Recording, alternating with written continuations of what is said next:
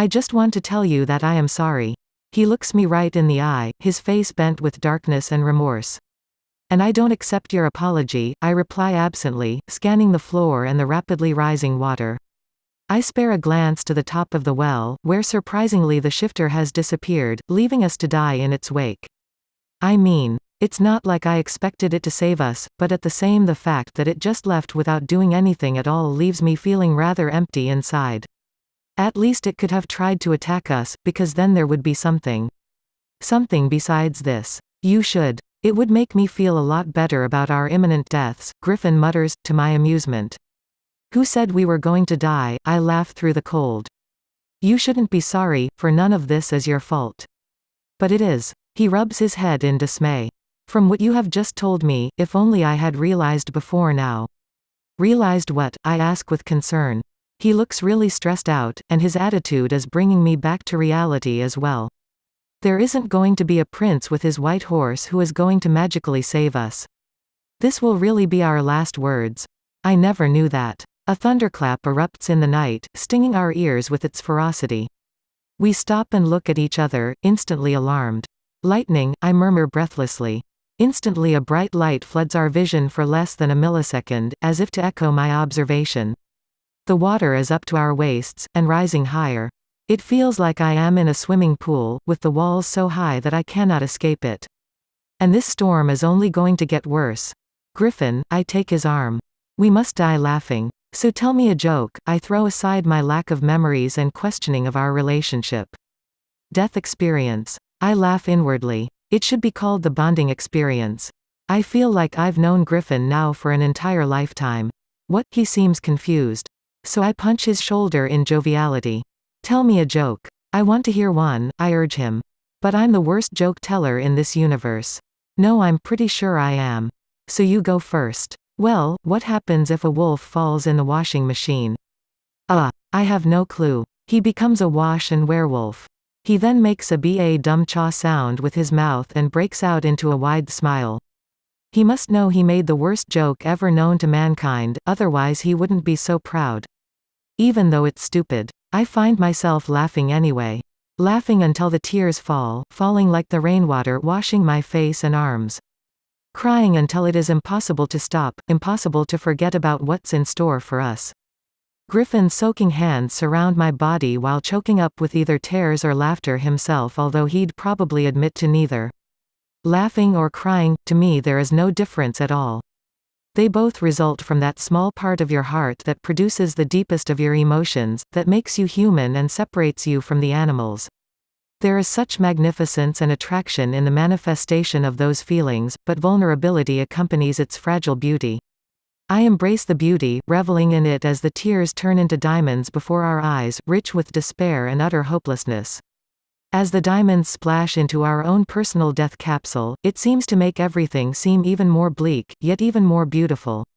I don't understand why, or even how. The water is up to our waists, and the real panic intensifies to a whole new level. I am constantly shifting between giggling and bawling in a crazy way that probably shouldn't ever be tried at home. Griffin. I hope you know how to swim, I whisper genially. Trying to rub my hand up and down his arm to generate warmth. Nothing happens, unfortunately. I'm sorry, he mumbles. I don't know if I can with this leg. It's killing me. It was a joke. Griffin. Well, it would be good if you could, but. Luckily for you too. I can. A deep, commanding voice erupts from above, shocking us out of our weird embrace. It takes me a second to gather myself, and then with a stony expression. I finally look up. No freaking way. Living in the land of the dead. This can't keep happening to me. My emotions are seriously getting out of whack. I don't know how many times I've accepted my death in the last few months and somehow lived to see the next day. The first few times. I just thought it was luck. Okay. I'm saved, what a miracle. But the reality is, I've soon come to realize. This stupid idiot is seriously the best guardian angel out there. His timing is impeccable too. He couldn't find us 5 minutes ago when we weren't practically swimming in our prison, when we weren't laughing and crying like idiots. No, he has to come dashing in on his white horse when I'm bracing myself to meet Satan. Our God. Or both. Nice of you to show up. I mutter underneath my breath. feeling more than a little bitter at both the timing of his appearance and the emotions flaring up within me. It is nice, isn't it? Xavier's voice rings back, and I expressionlessly turn my head towards the water furiously climbing towards my nose, my cheeks hot. Thunder echoes throughout the land, reverberating within our death chamber with astounding ferocity. Any day now. I yell in response, unable to veil the terror I am experiencing. I curse myself, the world, and everything. This would be the time to give a last-minute prayer, but I don't even know what to pray for. Mona. Griffin looks at me, clearly concerned judging by the look in his eyes. An arm snakes around my waist, another reaching above the water to stroke my hair. This will be the last, he begins, staring me straight in the eyes with some fathomless expression I couldn't even begin to understand. The last of his words are drowned in the screams of the wind, and I start coughing as the water enters my mouth and even my nose. I guess it doesn't matter if Xavier is here or not anymore. Xavier will save us. Griffin cooed, his voice close to my ear, but all I hear is the screams, the building up of emotions that consumes both me and this entire area. I can feel it, although it is really hard to describe using only words. A myriad of sensations acting as a gravitation, pulling anything and everything towards this one place. All I can think, and for almost no logical reason at all, is that they are coming. Accompanying this is a sense of futility, and even pointlessness. What am I here for? What is the purpose of my life, if I come this far to die now in one of the most anticlimactic way possible? I wish I could turn back time, to just before I knocked into Griffin, to just before I hit Danae in the head, to just before I brought these innocent people into my world. I say my world because the death accompanying every leaf, every single breath of air in this wretched place mirrors my own heart, and soon, my body in its entirety. And I know I will never have the chance to get it back again. Mona. A voice screams in the distance, getting farther and farther away as I sink into the abyss. Not knowing what is coming next. Strangely, I feel better than I have in a long time. Not because of the dwindling hope of life, but of the worry and the confusion that is evaporating into thin air. I close my eyes. Mona, what happened? Why am I alive? I sputter and cough, water spilling onto the dark green grass. My body turns to the side as I start to choke. Two hands touch my body, holding me upright.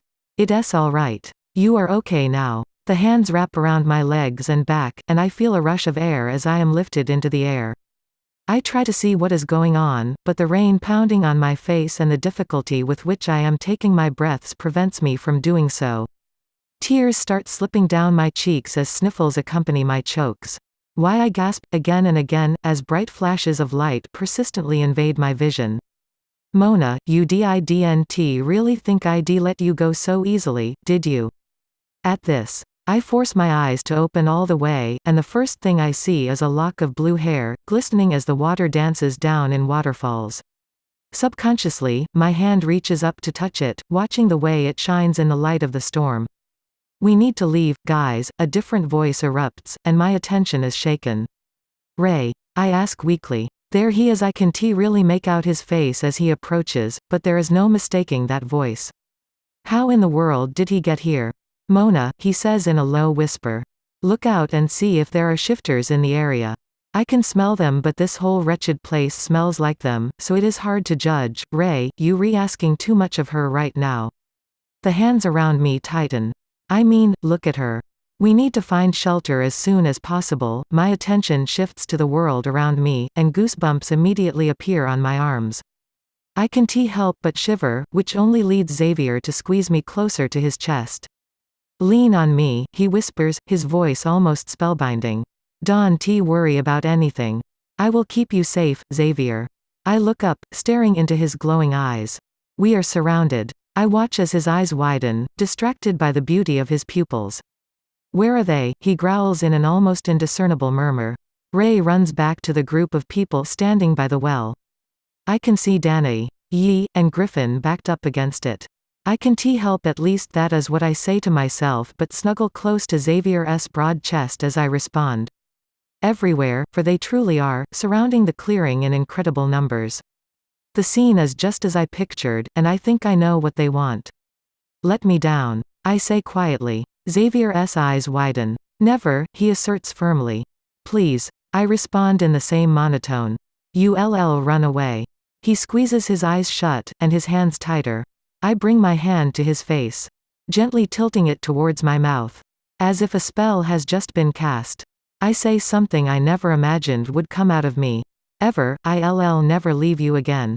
So don't worry. Xavier seems shocked, as I expected him to be, so I use this opportunity to slip out of his grasp and start walking towards the well. As I do so, I wonder how exactly I am going to address this, especially with the rain that refuses to let up and the weakness of my demeanor. At the same time, I try to ban these thoughts from my mind and try to just feel instead. It is strange, really, because the shifters are not moving at all, almost as if they are barred from entering the clearing. Or maybe they are scared. I face them all, water pouring down my nose and chin, imploring with resolve I didn't know I had. Please. I say softly, but it soon becomes more than a word. It grows beyond that, beyond me and anything I could ever hope to accomplish. I can feel the desperation emanate off that single word, observe the word fade away from the ear but grow in its deliverance. And as I watch in amazement, everything seems to rise from the well. I could see everything, every emotion collectively coming together to form a strange essence that kept rising higher and higher. It is shining bright to combat the darkness, a life that embraces the land of the dead. A smile graces my lips as suddenly the collectiveness dissipates, almost flying at lightning speeds towards all edges of the clearings. I can see the shifters getting visibly brighter, as if they themselves have received a breath of life. Very slowly they start to disappear, vanishing into the depths of the trees. It is then that I wake up from the spell and collapse on the ground. There is a series of footsteps, and then warm hands lifting me from the ground. Another hand wipes the mud off my face. What's wrong with her? Collapsing all the time, it's ridiculous. Yi snorts, and I realize he is the one touching me. I guess I am just a light-headed person. I open my eyes and stare at him with the most intimidating glare I can muster. His own eyes widen, and he backs away. The water washes the mud away, but I am still covered in dirt. I am sorry you have to carry me. Xavier, why? He asks, the hint of a smile on his features. I am dirty, do you really think I care? His laugh echoes throughout the land. Well, I hesitate, staring at his face. He's so pretty when he laughs. What am I thinking? Don't answer that, he says quickly, as if he is afraid of my response. Are they gone now? Yes, but we probably need to seek cover. This rain is not going to let up any time soon. What did you do to them? A small voice asks, and I look down to see a small toddler. I can't prevent a smile from crossing my lips. I guess we can always tell time with Danae. I joke, sensing Xavier's eyes on me. I am serious, she whines, making me laugh even harder. I never get used to seeing her this young. I'll explain later. I respond calmly. I don't even fully understand myself about this world or how to explain anything I have experienced so far. Are you back to normal? She asks quietly. I ponder the meaning of her question. Is there even a normal anymore? What does she mean by the word? About as normal I will ever be. I guess that's great. She smiles, and I am blinded by flashing teeth. I start to feel uncomfortable looking at her optimistic face. We should probably get going. I turn away to talk to Xavier. You can put me down now. No, he smiles mischievously, making my heart flutter incomprehensibly. Sometimes I just can't understand myself. Really, it's okay. I can walk, let me take care of you. Mona. You can't fool me again. I stare at his chest as he starts running, the others probably following right behind him. Feelings are coursing through me, confusing me to no end. Why do I feel like I want to touch him? Why do I even care at all? It is as if I can't rein myself in any longer. I imagine stroking his neck, unable to look away from his face as he stares ahead. This lack of control throws me off guard, and it seems to only happen when I am around him. This may be something I just need to get out of my system. Regardless of how I got this strange desire, maybe some indulgence would satisfy me quickly and end this desire once and for all. That's it. He affects me just because I am attracted to him. There isn't any real feeling involved, besides this burning need I am experiencing. I loosen up, leaning my head against his chest, nuzzled against his body. I am going to ride this one out, and only afterwards will I take my prescribed dose before leaving them. And this time, I am never coming back. I can't help but feel as if I am lying to myself, but soon become lost in the thoughts of the future. Mona, Xavier's low whisper dances to my ears. No 5 more minutes. I stretch my arms out with my eyes still closed, grabbing something and squeezing really hard. I am comfortable here. Mona, you re-choking me. My eyes snap open, and I quickly loosen my grip on his neck. Xavier seems amused, causing a blush to spread across my cheeks. My mouth opens and closes, almost like a goldfish. Mentally I scold myself for not coming up with a suitable response. You re so cute. Xavier smiles, and then slowly brings me to the ground. I suddenly notice that the rain is not pounding on me anymore, and the ground isn't wet, either. Where are we? I choke. My stomach growls as I survey my surroundings. Is this, it's an alcove in the side of a mountain. He looks up and away from me. It's small, but it'll do. He lights a flashlight and sets it in the corner. Where are the others? There are series of caves and little alcoves in the mountains around us, and since none was big for all of us to sleep in together, we split up. The others are staying in a slightly bigger one a couple of miles away. He smiles, and then digs around in his backpack.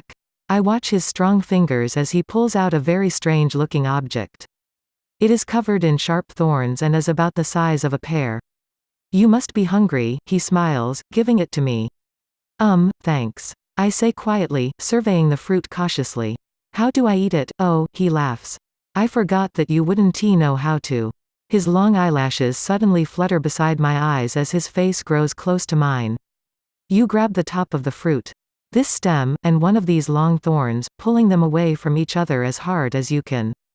His biceps are strained as he rips apart the fruit's shell, leaving some blue thing in the middle of it.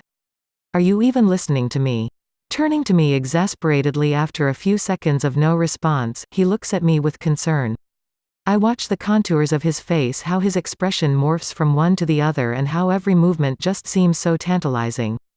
I am hungry. I stare at him, almost as if in a trance, reaching one hand out towards his face. It is then that I suddenly realize what I am doing and pull back. There is no need to act like a freak.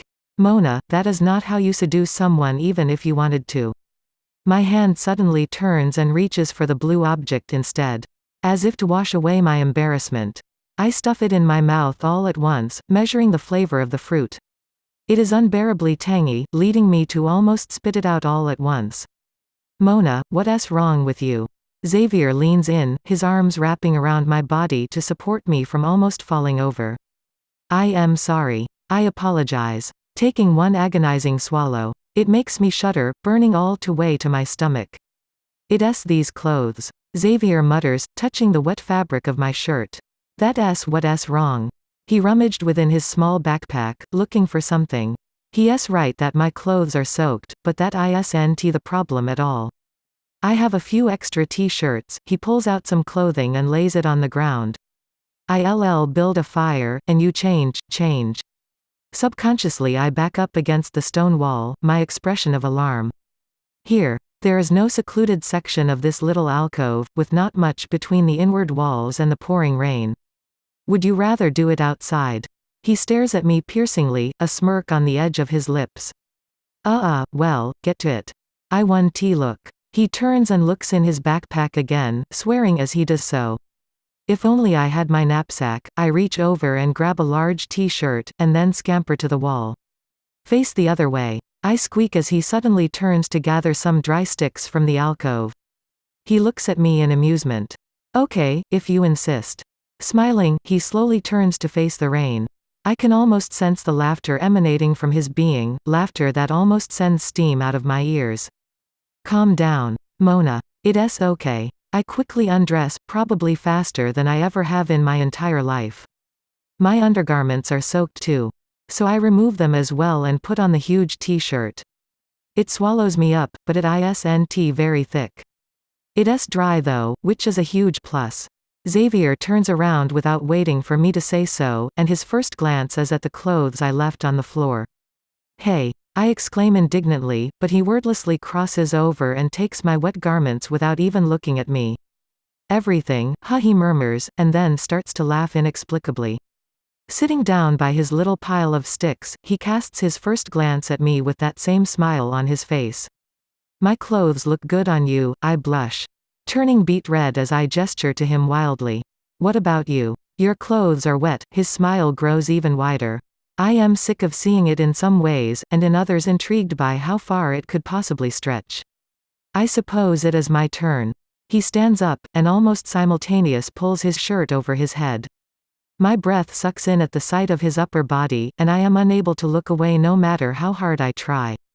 He casts a glance over to me, and winks. I can't stand it.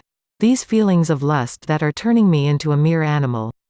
A beast, even. He turns away and starts rubbing two large sticks together furiously. It takes only seconds before sparks fly and the fire is built. The clothes are laid out close to the fire, since there is no way to hang it from above. Aren't you forgetting something? I ask, my voice unusually high. At this, he faces me again, smiling like a devil. I figured we could use the rest of the shirts as blankets. It's a little chilly out here, is it not? At his words I shiver unintentionally, and he extends one finger towards me. Come closer, he says in a tantalizing manner. As if frozen. I just stare at him. I have food. He obviously can sense my hesitation. For some reason, the only thing on my mind is him, no matter how much I wish otherwise. The sight of his strong muscles is embedded in my thoughts, barring me from basic actions such as sitting. Or talking. Chills run down my back. He sighs, and pulls another small fruit from his bag. Don't make me come and get you. Pulling the fruit's shell, he waves the treat towards my face. Almost robotically. I walk over to his side and slide onto the floor. Good girl, he smiles, patting my head. My hand automatically raises to knock his hand off, but the warm feeling that accompanies his gesture causes it to stop right before doing so. He starts laughing again. Why is this crazy kid in such a good mood? I've never seen someone laugh so much in such a short amount of time. What's up? You've decided to be nice to me today, he teases, flicking my forehead with his finger. It stings really badly, and I give him the worst glare I can come up with. That wasn't the plan. I mutter, reaching for the fruit as my stomach emits a particularly embarrassing growl that echoes within the cave. My expression twists into anger as he pulls his arm out of my reach. Let me feed you, he says quietly, splitting the fruit with his hands. It looks almost like an orange, with the way he could separate it easily into sections. I try to ignore my own face, which has betrayed me by turning beet red once more. Where did you get this stuff? I asked while scooting against the wall. He mirrors my action while holding the luscious treat. I can take his gaze. It's honestly the scariest and most intriguing thing I have ever experienced. I really just want to go jump back into that well. Anything is better than this humiliation. We found several bushes scattered across the forest, all with different types of fruit growing. At first, we thought they were all dead, but it was just the abnormal shape of the fruit that threw us off. But hey, don't try and distract me. He leans in, our thighs almost touching. Open your mouth. The fruit dangles in front of my nose. You insane if you think I am gonna oomph. I suddenly can't speak as Xavier shoves a piece into my mouth. The tangy flavor sends shudders throughout my body. Now, that wasn't that hard, was it? He keeps grinning, watching my expressions. I just love teasing you, I hate you. I snap at him after I hurriedly swallow it. You're so cute, he responds genially, rubbing his hand through my hair and traveling downwards to trace the back of my neck. Even if you don't know it yet, you're mine. His low, throaty whispers send goosebumps down my arms. I don't understand why my body seems to be telling me again and again that he isn't lying.